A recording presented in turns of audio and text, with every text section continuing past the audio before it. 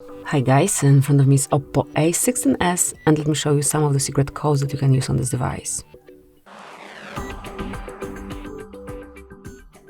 So at first, open your phone dialer and let's start with the first one, the shortest one. It is *pound, 06 pound. And as you can see, this one will provide you with both IMEI numbers assigned to your device, so whenever you need to locate it, whenever you need to check it, smoothly enter this code and they will be displayed. Then tap on OK to exit. And the second code that I would like to share with you today is *pound, 225, #, And here we've got the calendar info, so whenever you wish to check all upcoming events, here they are.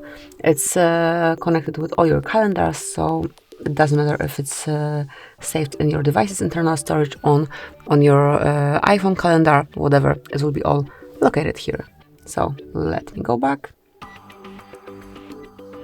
And another code that I would like to show you is *pound, 426, #, And here we've got FCM diagnostic mode, where you can check status and events.